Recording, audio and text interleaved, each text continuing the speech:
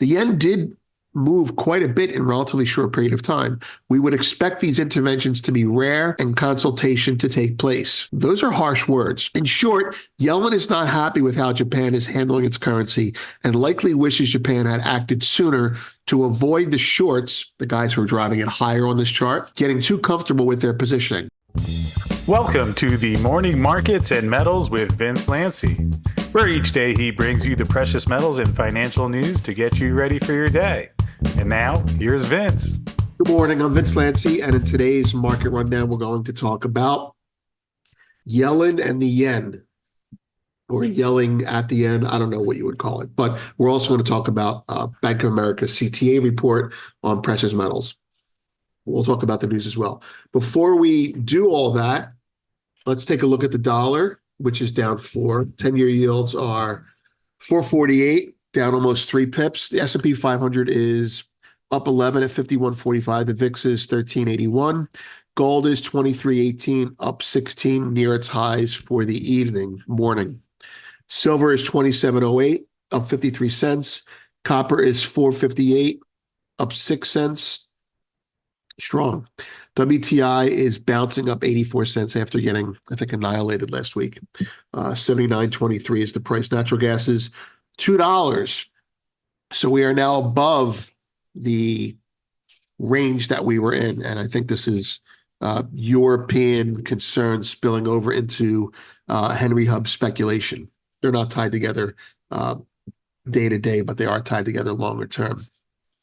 Crypto, Bitcoin is 64,000 and change after a steep decline last week, has bounced significantly. I think is like up 10% from the lows last week. It's crazy, right?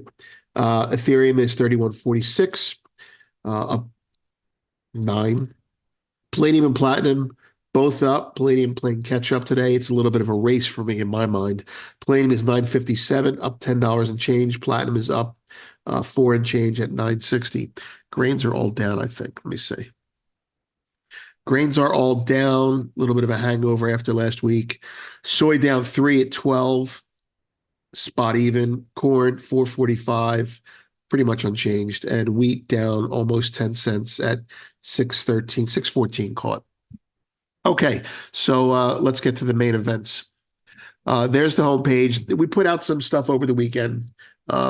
Most of it focusing on, with regards to precious metals, focusing on that a bullion bank definitely got hurt last week or last month, over the last 2 months.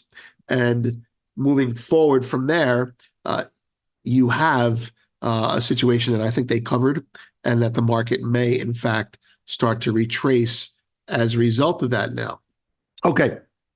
And much of that was also about the data that came out last week on jobs. Let's move to the stories that matter the most to us. Yellen loses face over Japan. Bretton Woods 3 is a process, not an event, and there's more coming on that over the rest of the week.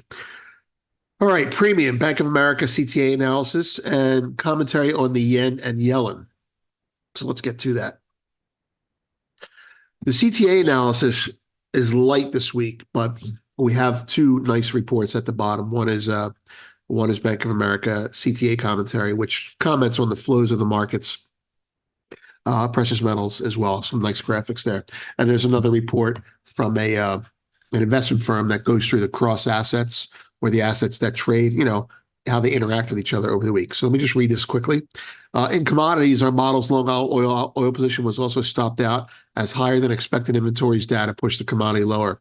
Although oil trend strength is still elevated, our model projects that it will continue to fall next week, meaning that actual trend followers could continue offloading next week. This will have a dampening effect on gold, though not known if it will be significant. Okay. The main event, Japan, and that's at the bottom. That continues at the bottom. Just going to read this. This is an opinion, okay? It's an informed opinion from experience and information, but it's an opinion. You're never going to get confirmation on these stories. So let's go through it. Last week was a horrendously volatile week for the yen.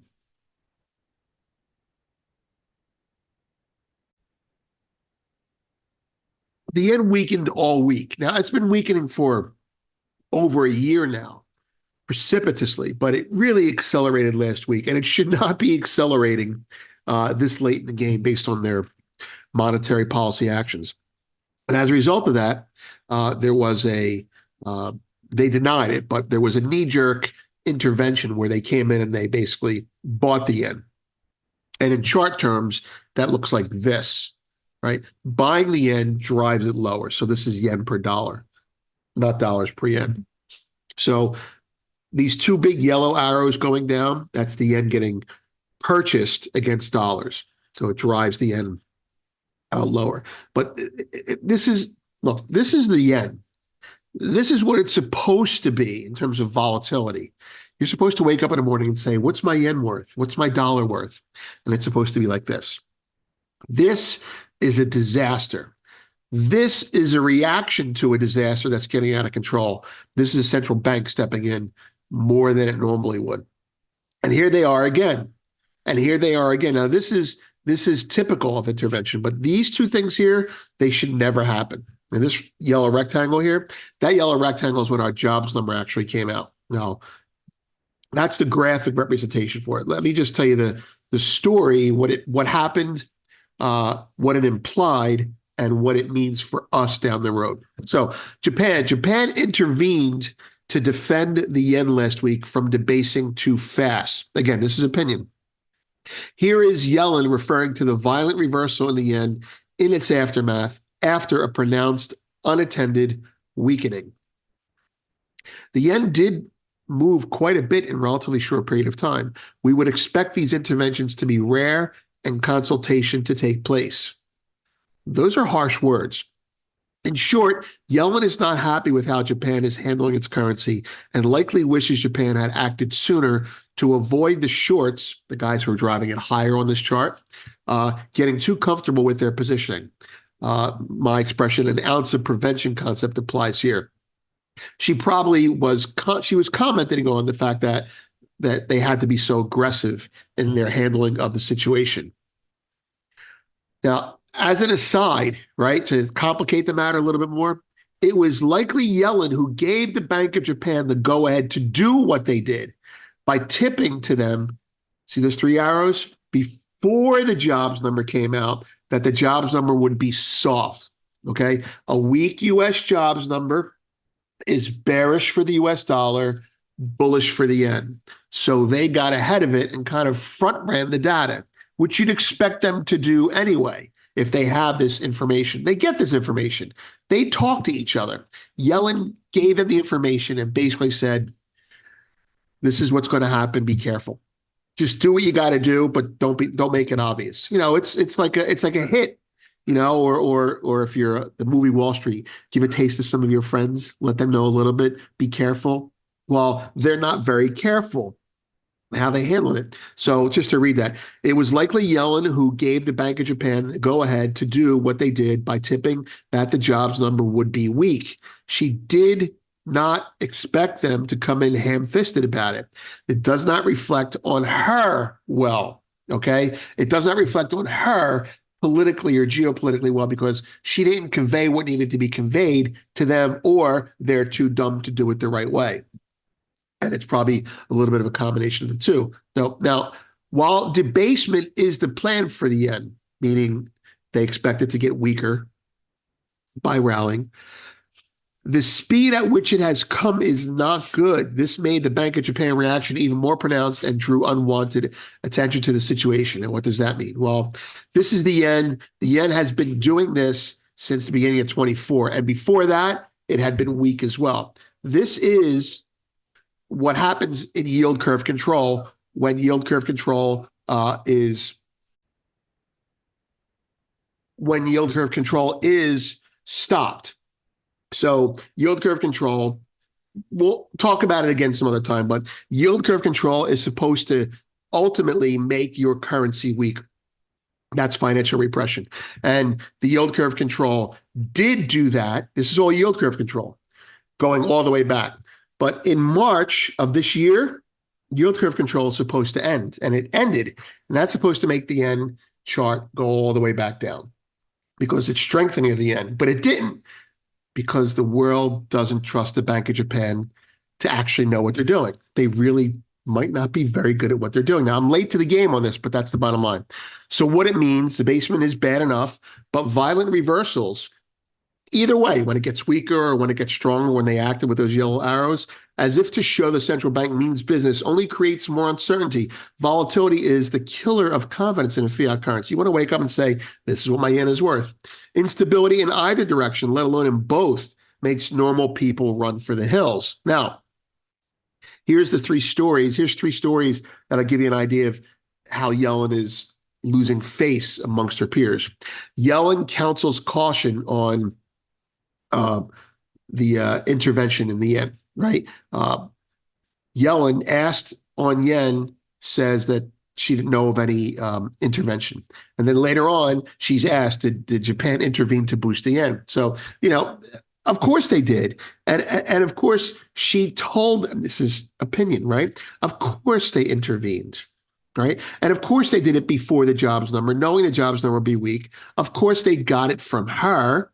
And the reason that she reacted is because Wall Street pinned it on her because she's the one doing this. I'm not saying that Powell doesn't, but in this instance, Yellen went over and she screwed up.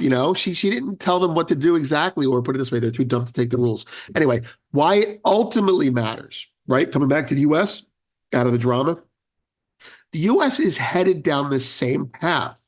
That path is yield curve control, financial repression, excuse my spelling, and a declining dollar. So as the Treasury gets weaker or more volatile, we're going to step in to stop the Treasury from getting too weak. And when we stop the Treasury from getting too weak, you're going to see the dollar dive. But they expect it to be more orderly than the yen has been. So the yen has been like the Keystone Cops or the gang that couldn't shoot straight handling their currency. So they're not happy about that. So Japan bringing undue attention to the process does not help those in power affect their own plan. That's it. That's what's going on. News, some decent news in here.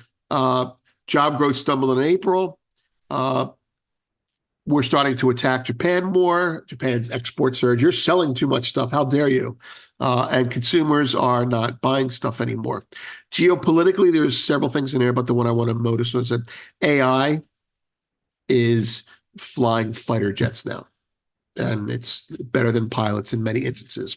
Russia took control of another village in the Ukraine, and Israel, this is actually important. Israel said two things. Pay attention to the second one here. Israel PM Netanyahu said they cannot accept Hamas's demands for an end of the war and withdrawal of forces from Gaza.